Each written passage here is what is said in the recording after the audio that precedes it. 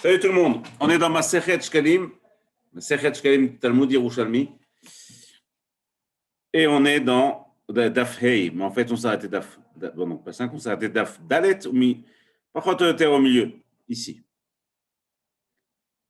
On avait vu hier, on parle du Machatzit Shekel, puisque c'est le sujet principal de cette Gemara, le Machatzit Shekel qui a une trouma, qui est un financement public, d'accord, ça sert à financer en fait le service, la voda, mais aussi certaines choses qui sont publiques, les routes, etc.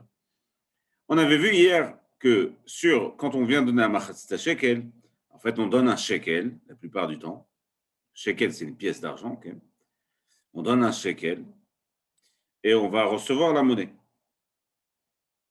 On avait vu que quand on donne le machatzit shekel, il faut rajouter ce qu'on appelle un kolbon. Ça vient de la shonkal. Il faut rajouter un 24e, un 12e en fonction des avis, mais il faut rajouter une part parce que parfois la pièce est usée, parfois c'est pas exactement un demi-shekel. On avait vu qu'il y avait une machloket entre Rabbi Meir et Chachamim.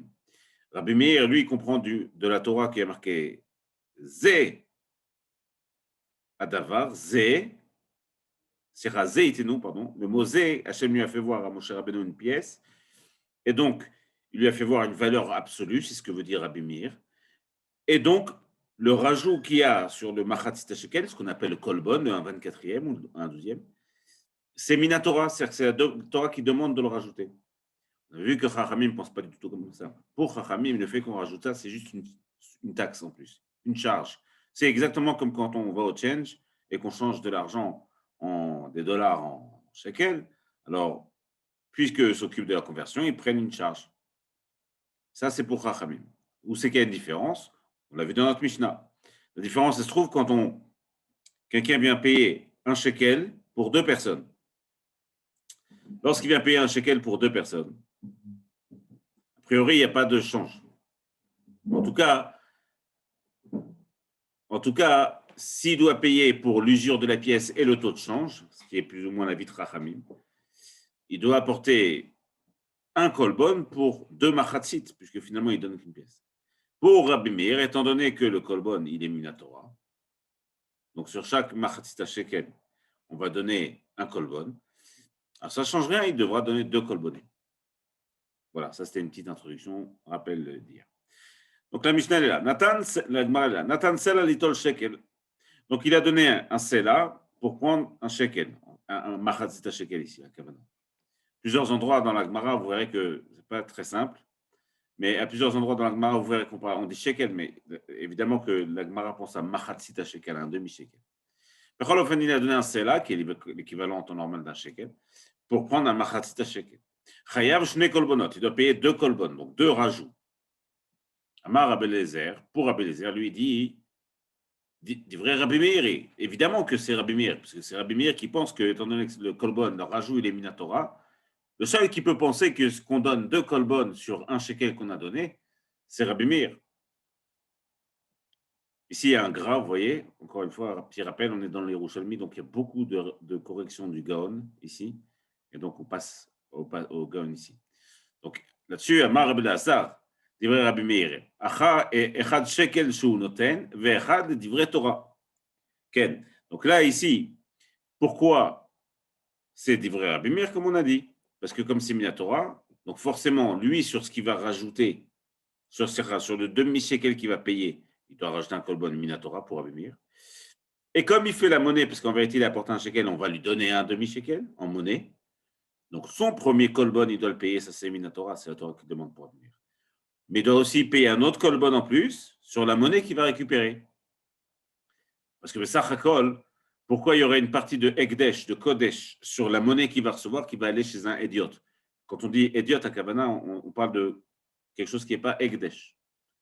Il est ni Cohen, ni c'est quelqu'un de normal. Donc, pourquoi lui, il va recevoir la monnaie, et sur sa monnaie, si il y a un peu plus que la valeur d'un Machatzit shekel, il va se retrouver que quand on lui a donné la monnaie, supposons pour donner une image numérique, supposons qu'il a donné un shekel, il va devoir, sur un shekel, il y a un demi-shekel qui est son machatzit shekel.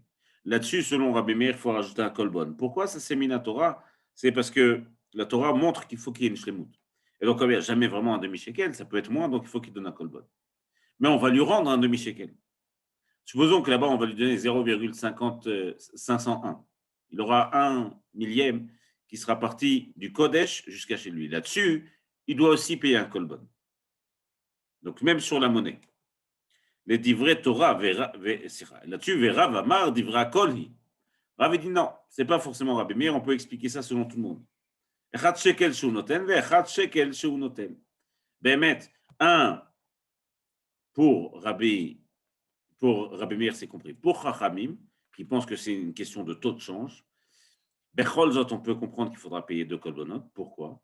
Le premier, tout le monde est d'accord, même Chachamim sont d'accord qu'il faut le payer. Le deuxième, il va le payer parce qu'en vérité, c'est le type qui fait le change qui va prendre ça comme salaire ou alors comme charge. Le premier pourrait venir aussi sur le fait que la pièce est usée, elle est shrouka, et donc, pour rappel, étant donné que c'est des pièces d'argent, donc il y a une valeur au poids. Donc, si le poids de la pièce est usé, il y a moins de poids, il y a moins de valeur. Et donc, ça, c'est pour le premier. Pour le deuxième, il va s'en servir comme financement de son taux de change. On va voir à la fin que Bémet, il y a une svara qui pense que le kolbon sert en fait à la mise en place, à l'administration du prélèvement des machatzit shekel. Ken, be'echad shekel shehu noten. Al data de Rav, la Gemara reprend là-dessus, donc on a repris ici. Ken.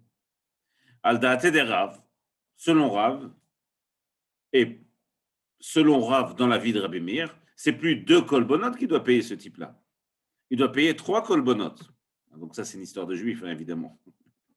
Le type est venu payer un demi-shekel, il a apporté un shekel, il est venu payer un demi-shekel, mais comme il va recevoir la monnaie, on va lui imposer 3 taxes. La première, le premier kolbon sur ce qu'il paye, le deuxième kolbon sur ce qu'il reçoit, et le troisième kolbon sur le taux de change. Puisque pour Rabbi Meir, on a vu qu'étant donné que le kolbon qu'on rajoute, c'est Minatora, il n'y a aucune différence que ce soit sur ce que tu vas donner ou sur la monnaie que tu vas recevoir. Sur les deux, il y a le Minatora. Donc, il faut rajouter un autre kolbon sur le taux de change. C'est pour ça que la Gemara dit Aldat, c'était Rav, selon Rabbi Meir. Gimed kolbonot inun. Avar Rabbi Irmia, Rabbi Shmuel bar Rabbi Yitzhak, Beshem Rav, qui va dire la chose suivante. Donc, quand Rabbi Meir ici a dit il faut donner 2 kolbonot, lui, il ne pensait pas à 2 kolbonot. Il disait au moins 2 kolbonot. Et donc, Rabbi Shmuel va dire au nom de Rabbi Yitzhak, Shlosha kolbonot, il rapporte une braïta qui dit ça. 3 kolbonot inun. 3 kolbonot, il faut payer. Echad shekel shu noten. Un, le kolbon sur ce qu'il va donner. Machatzita shekel. Echad shekel shu noten. Un sur la monnaie. Echad de divrei Torah. Et un minatora. On peut comprendre dans l'autre sens aussi. Ça, c'est une autre svara, a priori, qui dit que les deux premiers sont au taux de change et le troisième, c'est bien ce que la Torah demande de faire. Achin. On a vu aussi dans la Mishnah une question de frère. Alors, juste pour rappel ça aussi, on va parler d'entité fiscale pour que les choses soient plus simples à notre époque. Lorsqu'il y a des prélèvements, je regarde quelle est la source de ces biens. Qui possède les biens? Est-ce que c'est une entité fiscale définie, une personne, ou alors un groupement qui représente une personne, ou alors est-ce que c'est une entité fiscale séparée? On va voir, la Gemara la Mishnah donne l'exemple, un père, qui décède, et il laisse un héritage. Mais les frères qui héritent ne se sont pas encore séparés l'héritage. Donc sur ces biens-là, ça s'appelle encore une entité fiscale. On avait vu là-dessus que s'ils ne sont pas encore séparés les biens, c'est une seule entité fiscale. Et donc, il devra payer un kolbon. En termes, par contre, de Maaser Behema, on avait vu que le Maaser Behema, c'est ce qu'on prélève sur tous les animaux qui sont nés, tout le bétail qui est né, sur tout le bétail qui est né dans l'année, donc on est en 2021, en 5781, sur tous les animaux qui vont naître en 5781, le 10e, c'est Maaser Behema, il est Kodesh, il faut l'apporter au Mikdash. Mais ça, c'est vrai seulement quand l'entité fiscale est une personne. Mais quand l'entité fiscale est un groupement de personnes, une association par exemple, alors dans ce cas-là, tout le monde n'est pas tour de ce maaser-là, puisque c'est un maaser qui ne porte que sur une personne particulière. Donc, Achin v'ashutafin shechavin bekolbon. Donc là, on reprend l'exemple de la Mishnah. Les frères qui sont associés de facto parce qu'ils ont hérité du père, et ils doivent payer un kolbon. Ou pturim mima'aser behema, parce que ils sont associés maintenant. Beshechalku. De quoi on parle? On parle d'un cas où ils se sont séparés les biens, ils sont séparés les biens qu'ils avaient hérités. Et qu'après, ils ont décidé de se remettre ensemble.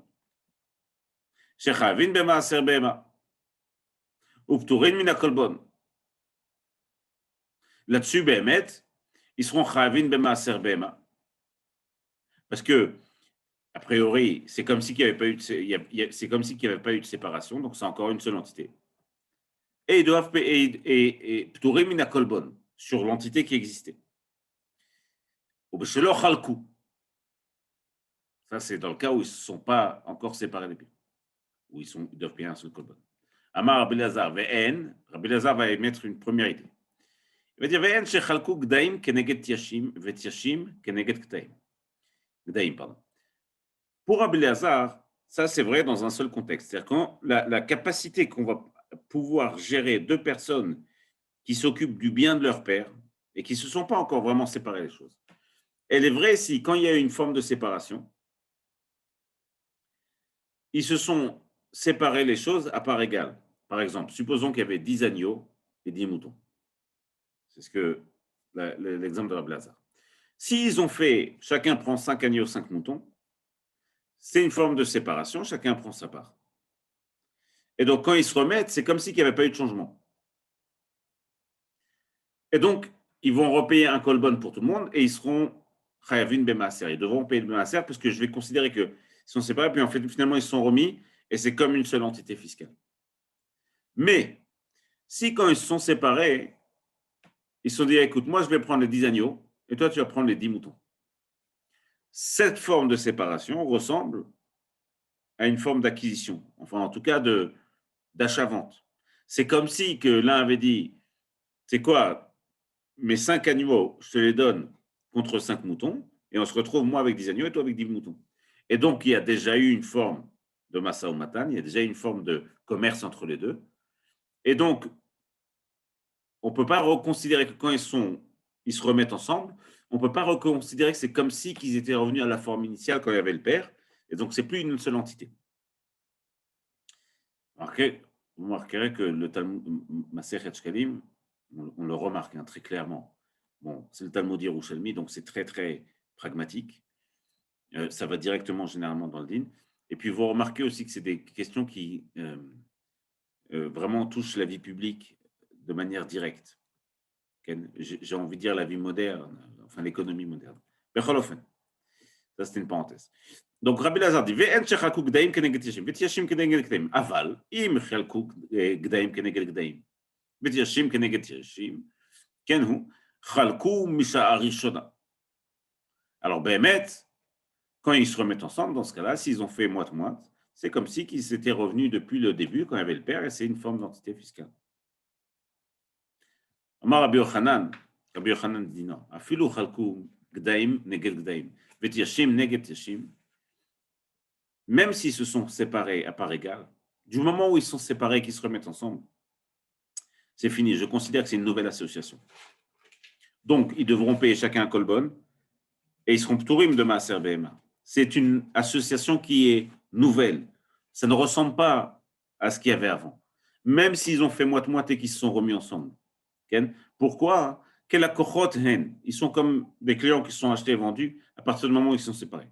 Je dis la cohorte, mais la cohorte ici, ce n'est pas le chat client. À Kavana, qu'ils ont été pris, les animaux ont été pris, et donc ils ont fait le sujet, ils ont été l'objet d'une forme de commerce. Optorim mina maaser, et donc ils sont pas tour de maaser parce qu'ils sont deux associés qui n'ont rien à voir. Comme si qu'il était parti avec son voisin faire une association. Zélom et Chané, ça n'a pas d'importance, il se trouve que celui avec qui il s'associe, c'est son frère, et que finalement le bien est exactement celui qui avait le père. Kéaou detani antaman, comme ce qu'on a dit là-bas dans ma Sechet Bechovot, à la koach, veshenitan lo bematana, ce qu'on a acheté, ou alors quand on a acheté des bébés agneaux, Ou alors ceux qu'on a reçus en cadeau, Patour mi Maaser Behema, là-dessus, on ne paye pas de Maaser Behema. Rabbi Chia Amar, Rabbi Yirmiyah Abaye, il va poser une question à Rabbi Chia. Il va dire pourquoi on parle que de deux cas. On parle du cas où ils sont soit Chayavin Bekolbon, ils doivent payer ce Kolbon et donc Patour mina Maaser, soit ils sont Chayav Maaser, ils sont obligés de payer le Maaser parce qu'ils sont encore, mais ils sont Patour mina Kolbon. Il peut y avoir d'autres cas que cela. Ça peut arriver un cas où ils vont être obligés de payer et le maaser et le kolbon. Et puis il y avoir aussi un cas où ils n'auront pas à payer ni l'un ni l'autre, pas même chez un ptouré, misé ou misé. Et chavida. Comment ça se passe? Il rapporte des exemples. Ça ici, on le saute, on arrive ici. Chalkoua nechassim, les dougmas. Supposons que le père avait du bétail et il avait des biens. Chalkoua nechassim, velo chalkoua ben. Ils sont séparés les biens. Okay, mais ils ne sont pas séparés le bétail. Chavin baiser ou baiser. Concernant les biens, ils sont séparés. Donc, ils doivent payer chacun leur kolbon. Concernant le bétail, on est resté sur l'entité fiscale du père. Et donc, ils doivent quand même payer le maaser BMA. Ils ne sont pas considérés comme des associés. Seulement quand des associés sont associés sur un troupeau, ils ne payent pas le maaser BMA. Il dit payer, il apporte. Voilà. Chavin baiser baiser. Chalkou BMA, s'ils ont fait l'inverse, ils sont séparés les BMA. Donc, forcément, ils sont devenus associés sur le troupeau, plus de maaser BMA. Mais là, chalkou nechassim. Mais ils n'ont pas encore séparé les biens. Tout oui, misé ou misé. Ils doivent payer ni l'un ni l'autre. Ils ne payent pas le maaser BMA parce qu'ils sont associés. Bien, ils ont séparé les biens, le troupeau. Mais ils ne payent pas le kolbon sur les biens du père parce qu'ils sont encore considérés comme une seule entité. Amar Rabbi Mina had ada dat amar. Beshelo aita BMA rov. Ce que tu dis, cet enseignement, il est vrai si l'essentiel de l'héritage n'était pas le troupeau. Aval imaïta behema rov. Mais si le troupeau, c'est l'essentiel de l'héritage, en hen ikar nechassim, c'est l'essentiel des biens. Donc je ne vais pas dire, ah, mais ils n'ont pas encore séparé les biens. C'est rare. Je ne vais pas dire, ils ont séparé les biens, mais ils n'ont pas encore séparé le troupeau. Alors, ils sont plutôt de kolbon là-dessus, ou alors ils ne devront pas payer de masse. Si le troupeau est la majorité de l'héritage, je vais regarder en fonction de la majorité de l'héritage. En hen ikar nechassim. Rabbi Avin Amar, Rabbi Shammai Baye, lui, il va poser une question sur la svara. Pourquoi tu parles d'entité fiscale? Pourquoi tu parles de source de revenus ou de biens? Alors que on est en train de parler de Machatzit Shekel, quel rapport? Normalement, une personne, elle apporte, point final. Qu'est-ce que ça me change? Que ça vient d'une personne ou de deux personnes? Pourquoi Bichlal t'a fait un lien entre Maaser Behema, qui finalement on comprend que ça vient parler d'association, et les biens du père, pour parler du kolbon? Parce qu'ils sont considérés comme une personne concernant le maaser. Ad potrom mina kolbon, tu veux le rendre pas tour de ce kolbon? Pourquoi? Réponse de la Gemara, il lui dit, regarde, Amar la shaniyahi, sheu noten sela echad shlema. On parle d'un cas où il va donner un sela entier pour les deux personnes.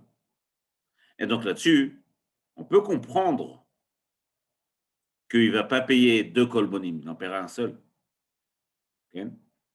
Mais Ata, la Gemara pose la question, enfin en tout cas a priori, Rabbi Shammai pose la question, Afilou, il faut dire le gras, Afilou chalkou ve'nishtatfu, même s'ils sont séparés, c'est ici qu'on dit. Afilou, même s'ils sont séparés et ils sont remis ensemble, plutôt remina kolbon, si c'est ça, même s'ils se séparent et qu'ils reviennent ensemble, bah alors, rends-les pas tour de ce kolbon. Pourquoi avoir décidé que finalement, à partir du moment où il y a une séparation, on ne peut pas remettre les choses comme ils étaient, donc ils doivent payer le kolbon. Rends-les pas tour de payer ce kolbon, rends-les acquittés de payer ce kolbon en plus. Betaninan.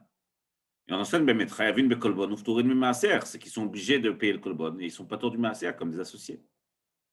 Rabbi Babeshem Abba, Bar Ravuna, lui va donner un exemple pour expliquer ça.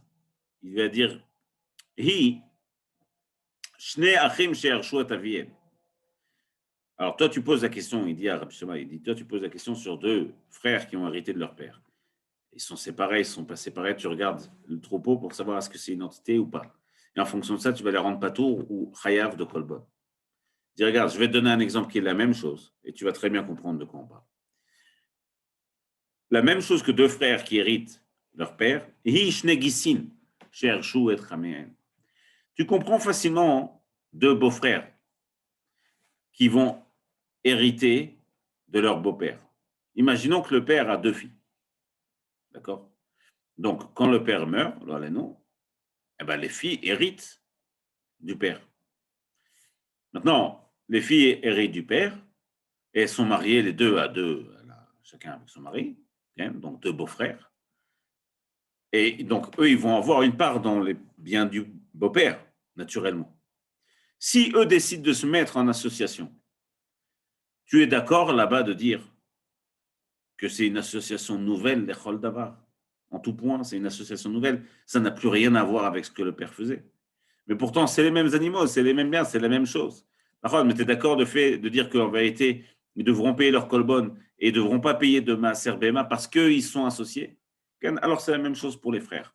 C'est vrai que dans le cas des frères, on a l'impression de regarder la source familiale, mais finalement, la séparation a été consommée. Et donc, s'ils se remettent ensemble, ils seront considérés comme des associés en tout point. La Gemara pose la question, concernant ces colbonotes. C'est rajout là qu'on paye. Les Echan ayu a kolbonot nuflin. À quoi ils servaient? Rabbi Meir Omer les shkalim. Pour Rabbi Meir, il sert aux shkalim. On comprend Rabbi Meir, c'est Minatora, c'est la Torah qui demande à payer les shkalim. Donc, il n'y a pas de différence entre ça et les shkalim. Tout va avec les shkalim, c'est la même chose. Rabbi Lazar Omer l'endava. Pour Rabbi Lazar, non, on ne s'en servait pas comme shkalim, on s'en servait seulement comme les korbanot, qui étaient des offrandes volontaires. Rabbi Shimon Chazoré Omer, Rikoué Zav et Tzipou le Bet Kodesh HaKodeshim. On changeait ça en or et on s'en servait pour faire un tsipouille, pour, j'ai oublié le mot en français, mais pour recouvrir le Kodesh HaKodashim, ou alors pour mettre de l'or sur les kelim du Beth Amikdash. Ben Azai Omer, pour Ben Azai, lui c'est beaucoup plus pragmatique, il dit Shulchanot ayunotlin oto, bisraran. C'était la manière de financer finalement Shulchanin, pardon. C'était la manière de financer finalement les gens qui s'occupaient du change et de récupérer les pièces partout dans le pays. Donc ça servait finalement à financer la campagne, en tout cas financer les gens qui faisaient ça. Et certains disent non, le Otsad Drachim, encore plus que ça. Ça servait vraiment à toute ici Otsad Drachim, les frais de transport, mais à Kavana, tout le système qui avait été mis en place pour apporter ces shkalim au Beth Amikdash, c'était financé par les kolbonot. Adran alach perek be'echad be'adar. On a fini le premier perek de Masechet Shkalim. Une Masechet courte, elle est un peu dure, elle est différente des autres, mais elle est courte. Adran alach perek be'echad be'adar blinder. Adran alach perek be'echad be'adar blinder. Nouvelle Mishnah. Matnitin. Metzarfin Shkalim lidarkonot. Mipne masoy aderech. On peut changer, quand on reçoit les Shkalim, imaginez des Chetzi Shekel, Chetzi Shekel. Il y en a un, il apporte ça de Haïfa, l'autre, il apporte ça de Elat, l'autre, il apporte ça de Beersheva. À la fin, dans chaque ville, c'est des quantités énormes. C'est très dur à transporter. Alors, on peut soit les faire fondre, soit les faire changer contre des darkonotes. Qu'est-ce que c'est des darkonotes? Alors, ce n'est pas des passeports, mais dans l'idée, c'est la même chose. C'est des pièces en or. On peut changer ces shkalim en pièces qui sont plus grandes et qui ont une grande valeur d'or. Parce que c'est beaucoup plus simple à amener au Beth Amikdash. Ça s'appelle darkonot parce que c'était fait pour le derer, pour la route. Donc un petit peu comme notre darkon, un passeport, qui est fait pour la route et qui est fait en fait pour rendre la route facile. Mais que Shem Shayu Shofarot, de la même manière qu'il y avait des Shofarot Bamikdash. Qu'est-ce que c'est les Shofarot? C'est ça les Shofarot. Shofarot, c'est des sortes de coupotes comme ça. On appelle ça Shofar parce qu'ils sont étroits en haut et larges en bas. Certains disent que c'est vraiment comme des Shofarot, de manière à ce qu'on puisse rentrer mais pas ressortir. Il y avait ces coupotes au Beth Amikdash. Alors, on les voit ici. Il y a ici une autre image. Elle est intéressante, celle-là, parce que tout ça, ça vient de Machon Amikdash, Temple Orgaïel. Parce qu'ici, on voit qu'il y a deux shofarot, il y a tiklin hadatin, les shkalim hadashim, et tiklin hatikin, les shkalim yeshanim, on va en parler tout de suite. Il y avait donc ces grandes boîtes, elles étaient Bamikdash, que Shem, Shayu, Shofarot, Bamikdash, Kachayu, Shofarot, Bamdina, il y en avait aussi partout dans le pays, pour récolter l'argent de partout.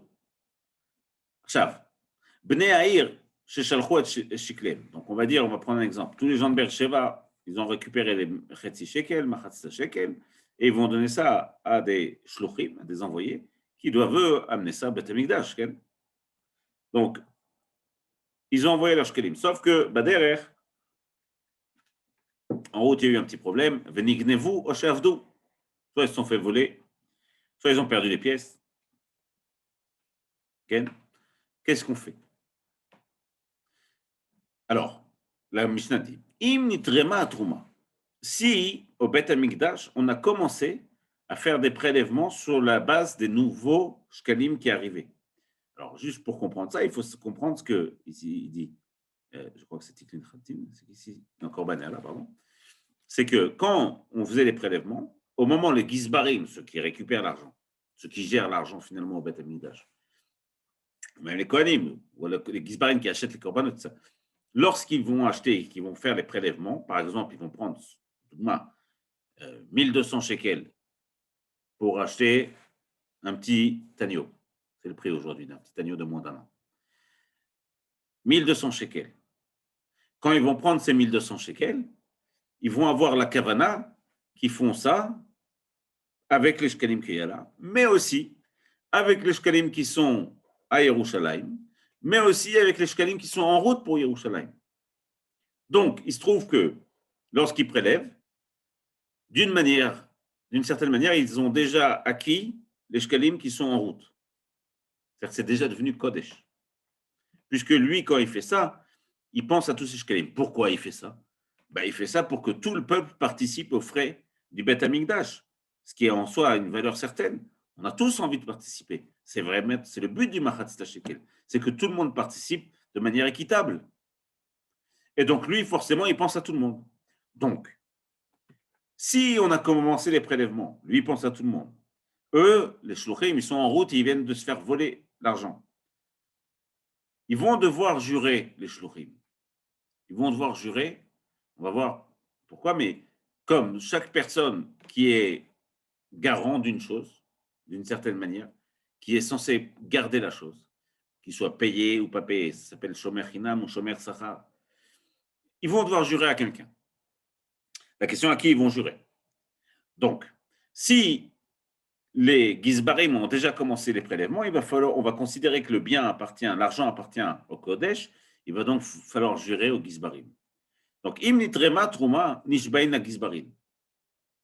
Veim lav, et sinon, si ça n'a pas été encore prélevé, en fait, ça appartient aux gens de Beersheba, à la ville, là-bas. Parce qu'en plus, eux, ils vont devoir repayer. De toute manière, quoi qu'il arrive, ils vont devoir repayer. Donc, c'est comme si je leur avais pris de l'argent à eux. Donc, je dois leur jurer que vraiment, j'ai fait attention, je n'ai pas laissé cet argent au bistrot, je l'ai gardé et je me suis fait voler Malasot. Mais quoi qu'il arrive, les gens de Beersheba devront repayer, c'est vadaï.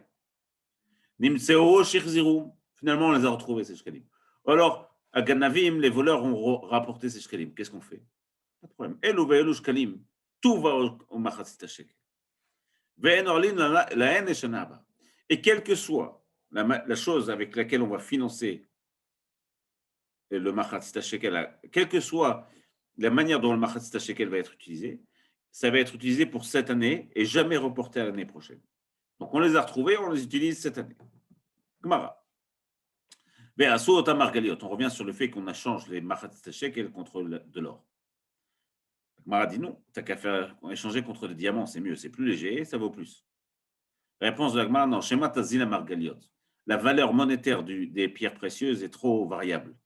On peut se retrouver à un moment où ça va perdre de la valeur, c'est beaucoup moins stable que l'or. Et tu viens de faire perdre de l'argent au Beth Amikdash. Donc on ne change pas ça contre des pierres, on change ça contre de l'or. Comme on enseigne là-bas, on peut tout échanger contre de l'argent ou contre des biens qui ont une valeur monétaire.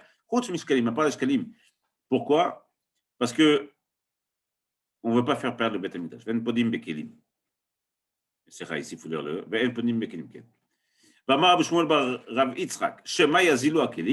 On ne veut pas échanger ça contre des biens. Pourquoi? De peur que la valeur du bien change. Tu viens de faire perdre de l'argent, Beth Amikdash.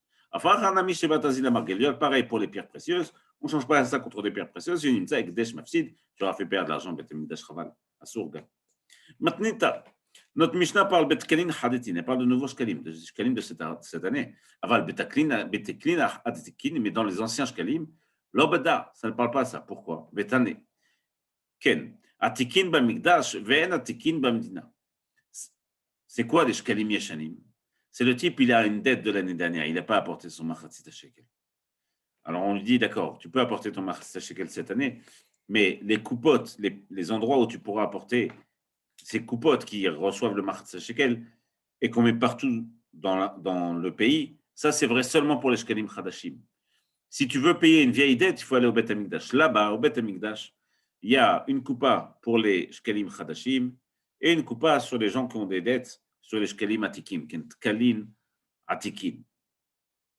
Matnitin, la Gemara reprend et dit, Matnitin Beshomer Chinam. Elle parle forcément d'un Shomer Chinam. Shomer Chinam, c'est quelqu'un qui va garder sans être payé.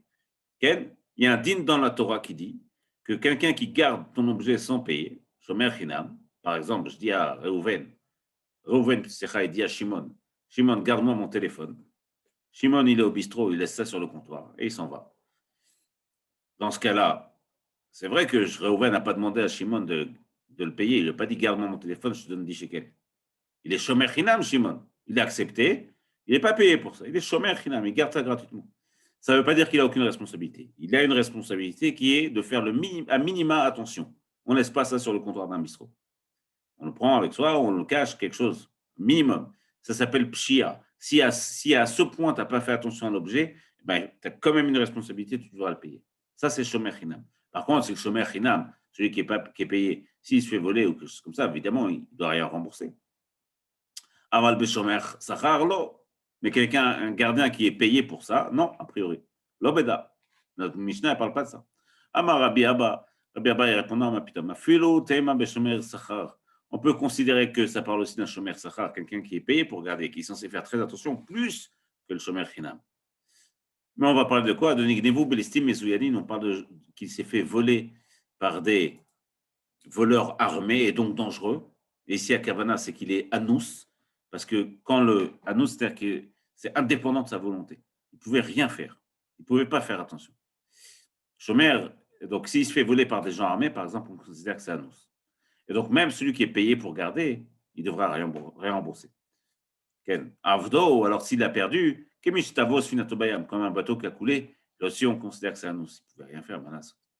Amar Rabbi Yosaber Simon, notre Mishnah parle de quelqu'un qui est d'accord de dire qu'on prend des prélèvements sur ce qui est censé arriver. Mais certains Tanaïm qui pensent qu'on ne peut pas faire de prélèvement. Je ne peux pas, comme on l'a expliqué dans la Mishnah, prélever sur ce qui va venir. A priori, notre Mishnah ne parle pas de ça. Gemara va revenir sur la Mishnah. Elle va dire donc les gens de Beersheba, pour prendre cet exemple, ils ont envoyé ça avec des choses. Ça c'est une Mishnah qui pense comme Rabbi Shimon.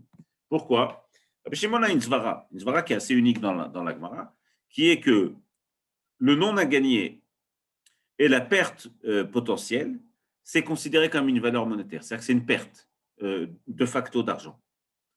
Chachamim pense que les choses qui me font un acte qui va engendrer une perte n'est pas considéré comme une perte.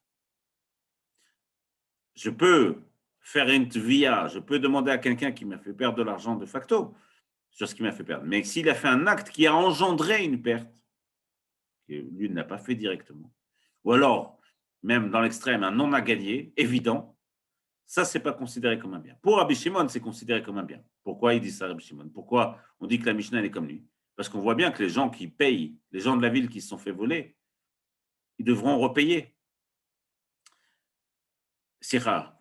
Les gens de la ville qui sont fait voler, on voit bien que les shluchim, ils vont devoir aller jurer devant les gens de la ville. S'ils vont jurer devant les gens de la ville, c'est comme si on jurait à celui à qui appartenait l'argent. Donc tu vois bien que c'est considéré comme une perte. L'envoyé, l'émissaire, il va dire, je vais devoir aller jurer aux gens de la ville parce que finalement, c'est leur argent que j'ai perdu. Pourquoi c'est leur argent? Parce qu'ils vont devoir payer ce machatzit shekel. Donc la Mishnah, la Gemara dit, on parle ici comme Rabbi Shimon. De Rabbi Shimon, Omer Kodashim shu chayav ba'achayut. Ken chasav hen. Ken les Kodashim qu'il est obligé de rembourser, c'est considéré comme son bien. Amar Rabbi Yochanan divrei akolhi. Rabbi Yochanan dit non, ça peut aller comme tout le monde. Ce n'est pas une preuve qu'ils aillent jurer devant les gens de la ville. Ce n'est pas une preuve de dire que la perte est considérée comme un bien. Mishum shvua takana. C'est vrai que cet argent, il appartient au Kodesh. Mais Chachamim m'ont imposé aux shluchim, aux émissaires, d'aller jurer devant les gens de la ville. C'est une takana, ce n'est pas le din de la Torah. Ici, c'est une takana spéciale qui a été faite pour que personne ne soit mezalzel, personne ne dénigre l'argent public ou la manière de transporter cet argent. Et donc, c'est vrai que techniquement, ce n'est plus vraiment leur bien, c'est le bien du Kodesh. Aval, pour faire attention à l'argent du public, on va aller jurer devant eux. Si on se coupe, on sera correct, on en a pour 5 minutes, 3 minutes. Ken, Alda de Rabbi Yochanan, nicha nishbain la gizbarim. Selon ce que vient de dire Rabbi Yochanan. On comprend qu'il faut aller jurer devant les gizbarim, les gens qui s'occupent, qui gèrent l'argent au Beth Amikdash. Veimlav nishbain nivnei ha'ir. Donc, Veimlav nishbain nivnei ha'ir. On comprend pour Rabbi Yochanan que si l'argent a été perdu et que ça n'a pas été encore prélevé pour le Beth Amikdash, il faut aller jurer devant les Béalim, les propriétaires de cet argent qui sont a priori les gens de la ville. Et qu'eux, ils vont repayer. Mishum shvua takana. Tout ça, on comprend pour Rabbi Yochanan. Parce qu'il dit que tout ça s'est fait juste parce que Chachamim m'ont imposé de jurer pour pas qu'on soit mezalzelin, pour pas qu'on dénigre l'argent des Bneir. Kavana, tout le monde doit faire attention ici. Elle a le Rabbi Lazar. Pour Rabbi Lazar, Nishbain nivnei ha'ir. Adaï de Rabbi Shimon, Nishbain ha'gezbarim. Pourquoi pour Rabbi Lazar? On comprend pourquoi il faut aller jurer devant les gens de la ville. Puisque Rabbi Lazar, pour lui, la perte est considérée comme un bien.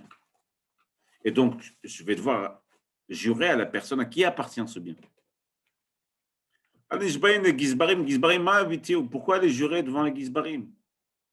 Si c'est une perte, pourquoi je vais aller jurer au Gizbarim? À Rebbe Sachakol, je devrais repayer. Réponse de la Gemara, relis la Mishnah. En fait, même dans le cas où on va jurer au Gizbarim, toujours peut-être pas bien expliqué, mais on jure quand quelqu'un il est chômeur. Je reprends l'exemple du téléphone de tout à l'heure. Shimon, si Reuven revient et qu'il n'a pas son téléphone, Shimon va devoir jurer. Je te jure que j'ai fait attention. Je ne l'ai pas laissé. On parle dans le cas où il n'a vraiment pas laissé au bistrot. Il s'est fait voler ou alors il l'a perdu. Il va dire, j'ai vraiment fait attention, je ne sais pas où il est, je ne sais pas où il est. Si Reuven ne croit pas, il faudra jurer parce que c'est considéré comme un chov, comme une dette. Ken. Et donc, sur une dette, on peut jurer. Donc, il devra aller jurer au Beddin et dire, je jure que j'ai fait attention. Et à partir de là, quand il sort, il ne devra plus rien. Donc ici, pour Rabbi Shimon, pourquoi aller jurer devant les Gizbarim, hein, Kesher? Réponse de la Gemara, non, tu as raison. On va jurer devant les gens de la ville. Bemamad et les Gizbarim sont là. Ils regardent ça. Pourquoi? Pour pas qu'il y ait des doutes sur eux. Donc il faut que tout le monde soit là. Inami de l'onishvu la les poshim. Pour pas qu'il soit associé à des poshim, des gens douteux ou des gens qui font pas ça qui font pas les choses comme il faut. Agmar pose la question, dernier point concernant ça, même si les gens de la ville, quand ils sont fait voler de l'argent, les gens de Beersheba, tout leur machatzit shekel est parti, s'est fait voler. Immédiatement, les gens de Beersheba décident de repayer, c'est normal, de toute façon, ils n'ont pas le choix, ils doivent repayer un machatzit shekel. La Gemara dit même, si tout le monde a été d'accord de repayer immédiatement, il faut aller quand même jurer. Ah, mais pourtant, de toute façon, ils vont repayer. Ben là, ça ne change plus à rien. Dit Moshe Nachman. Bon, Rabat. Dit, ça ne change plus rien. Réponse de la Gemara, on ne fera pas sortir ça sans jurer. Pareil, pour pas que ce soit facile de s'en sortir. Il y a un protocole et il faut faire attention à l'argent public. Donc, tout le monde ira jurer, même si ça ne sert à rien, même si les gens vont repayer cette somme. Il a mis son shekel à part et son shekel a été perdu. Rabbi Yochanan Amar Chayav Ba'achayuto. Ad Shem Seono la Gizbar. Donc il doit le rembourser jusqu'à ce qu'il soit transmis au Gizbar. Gizbar, celui qui gère l'argent. Shimon ben Lakish, Omer Ekdesh Birshut Gavoa, Bechol Makom. Pour Rabbi Yochanan, cette pièce qu'il va donner, c'est son bien jusqu'à ce que ça arrive au Gizbar.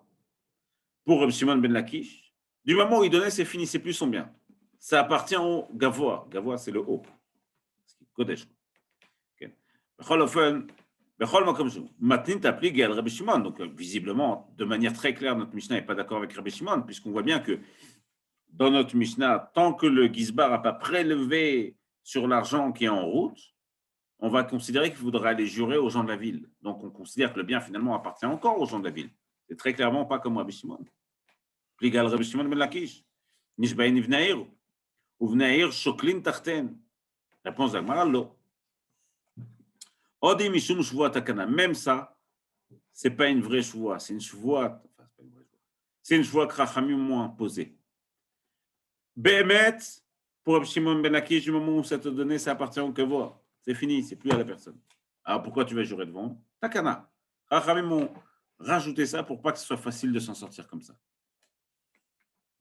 Les mauvaises personnes, peut-être, ont moins peur d'aller jurer aux gens de la ville, c'est rare, on a moins peur d'aller jurer à Hachem que d'aller jurer aux gens de la ville. Parfois, très souvent, malheureusement, on a moins peur d'Hachem que des humains. D'où la joie Takana sur Rabbi Shimon ben Lakish. Tana Rishonim noflim les tiklin chadat. Les premiers, la Mishnah dit, les premiers tombent. Les premiers, on va voir c'est quoi les premiers. Les tiklin chadatin. Dans la pièce, dans la boîte des nouveaux shkalim. Ashneim noflim tikin atikin. Et les deuxièmes, ils vont dans la boîte des pièces anciennes. On va voir c'est quoi.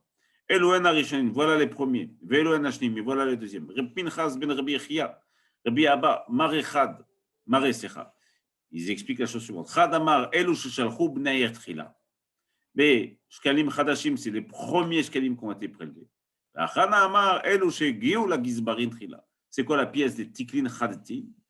Alors, la pièce des tiklin atikin, on sait que c'est des gens qui ont des dettes. Mais ça peut être aussi des restes, des choses qui sont arrivées après. Donc, le premier dit c'est les premières pièces qui ont été envoyées au Beth Amikdash, et le deuxième dit c'est les premiers qui sont arrivés, eux c'est les Hadashim. Les autres sont les Yeshanim, les anciens. Adkan, Masechet Shkalim Daf Hey. On a fait le limoud, les Ilui Nishmat Rabbi Raphaël Ephraim Yitzhak Ben Mamach. Bechen, Jacqueline Sultanat Taïtabat, Rachel, Edmond Masriach Ben Saouda. Rachel bat Rabbi Léos Mama, Émilie Yaakov ben Sassi, Issachar ben Gracia, Miriam bat Louisa, Louisa bat China, David ben Pinchas, Rachel bat Jacqueline Sultan, Jacques ben Sultan, Abraham ben Rina, Esther bat Zora, David Alel ben Chava, ורבי חנינה בן סעיד, ואביגיל בת חנינה. תהא נשמתם צרורה בצרור החיים בהצלחה גדולה. notre ami Rabbi Yosef et Rabbi Yohan Yaakov Michael Amselem et Rabban Gamliel. Amen. Une question. Comment tu appelles cette taxe?